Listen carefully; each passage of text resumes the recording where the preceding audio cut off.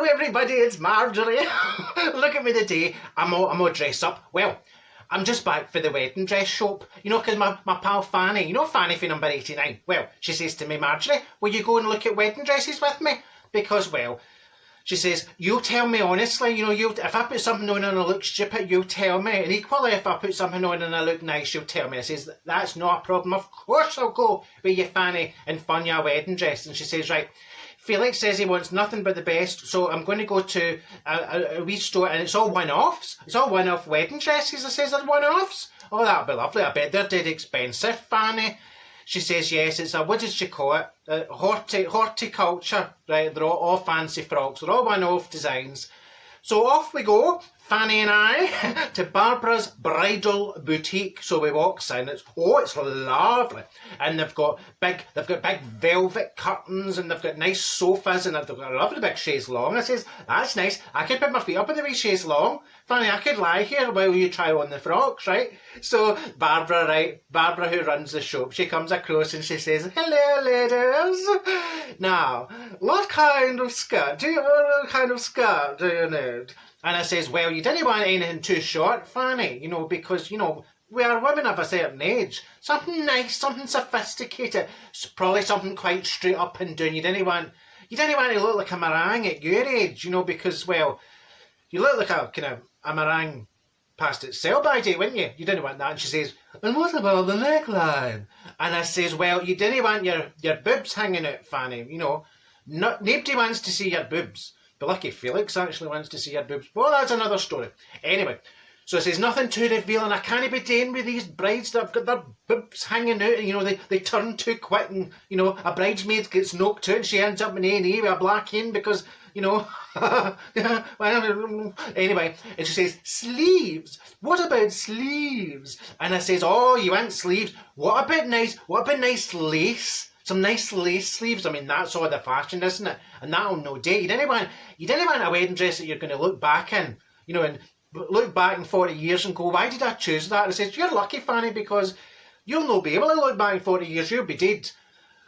I mean, and she says, she looked at me in shock. I says, I'm not trying to be nasty there, Fanny. I'm just being realistic. You know, you pick something that you like. Pick something simple with your boobs no hanging out. And you didn't want your big, I was going to say sleeves, your big bingo wings, you know, you don't want like sleeveless, because, you know, like women at a certain age, you got a wee bit of chicken wing, a wee bit of bingo wing, and if you turn too quick, well, Pansy Potter's a flower girl. I mean, she'll end up in the buffet. She'll go right through the altar, you know, if Fanny turns too quick and slaps her on the side of her face with a bingo wing. I says, you've got to think, right? So Fanny takes one or two dresses into the dressing room, and she says, right, I'll shout you when I need you, right? And the woman, she puts out the curtain a wee bit and she shouts into Fanny, what about boning? And I went, excuse me, you didn't even know that, woman. That's disgusting. That's none of your business. That's for the honeymoon. She says, no, the boning within the, you know, the structure of the dress. And I went, oh, no, she doesn't want boning. Yeah, she just wants to be comfy. Have you not got anything like her? Have you not got nothing nice and stretchy? You know, because if you're having a few extra roast potatoes, you know, during the meal, you want to be able to dance the hokey cokey at the end of the night without going, So that was fine. Well, Barbara's in with Fanny, right, getting her sorted out. Who do I spot? My pal Big Brenda. Now, Big Brenda's got an invitation, right, to the wedding. And Big Brenda, we call her Big Brenda, right? She's about 6'3". She's like a beanpole. She's straight up and down. 6'3", right? Dead skinny. And she's trying on this gold frock. Now, it's for here, obviously. We wouldn't have it to here.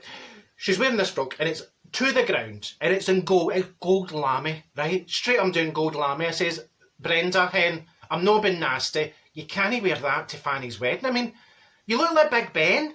I mean, all the tourists... or Felix Fart's family from Austria, you know, from Vienna and Austria, they'll be coming across and they'll think you're Big Ben. They'll all be standing around you in the dance floor taking pictures thinking you're the Big Ben, Houses of Parliament. And she says, oh, do you know, thanks? So I says, no, listen to me, I'm like Gawky, that, you know, the Gawky man. What's the Gawky man called? Gawky man. Gawkwan. I thought we were going to say Gawk Walk, but that's for the cooking. She says, is Fanny getting her wedding dress? I says, aye. I'm trying to keep her on the straight and narrow because, you know, there's that many to choose for. And I thought, you've got Princess Diana. What was that all about? Who in their right mind thought taffeta was a good choice? She got out that carriage and I says, in the name of God, if I'd been the designer, I would have been following her up the aisle with a travel iron. That was a disgrace, wasn't it? Fergie's dress was nicer. Fergie's dress was much nicer. I said that to Senka. But see when Fergie stood out her wee carriage, I says, oh, that's lovely. Now, that's nicer than Diana's frock. Fergie's not as nice looking as Diana, you know, because she's got that kind of firmer walk. So, you know, there's not much you can do in the way of elegance. But Kate was lovely, wasn't she? And I says, that's the kind of look we're going for. You know, going with Fanny, you know, something nice, something sophisticated, a wee bit of lace, something that'll no date.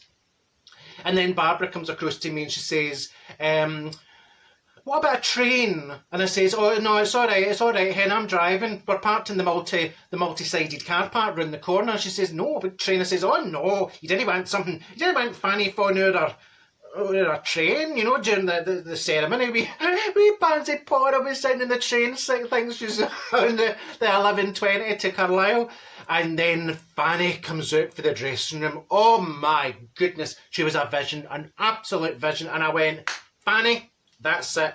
Do not try on any more dresses. That's it. You look fantastic. And she says, dear Marjorie, I like this one. I feel like $1 million. I says, oh, that's great. This is like say yes to the dress. I says, well, I'm saying yes, Fanny. And she said, oh, that's great. I love it. So she's away. She's getting ready. She's taking the dress off and me Barbara's ramming up and she's as happy as a chuckle brother at a wake. So she's wrapping up all the wedding dress, right? And I'm saying, oh, that's great. That was easier than I thought. And I says to Big Brenda, I says, you have to watch what you wear. You have to watch what you wear at a wedding, Brenda. Because, well, I once got myself into a bit of predicament. I was sitting next to this man at the wedding, right? Years ago, sitting next to this man, I says, I don't mean to be nasty, but is that no the ugliest bride you've ever seen in your life? And he turns and he says, excuse me, that is my daughter you're talking about. And I went, oh, I'm very sorry. I did not know that the bride was your daughter. I'm very sorry. You must be very, very, very proud. You must be a very proud father. And he says, I'm the mother. Oh,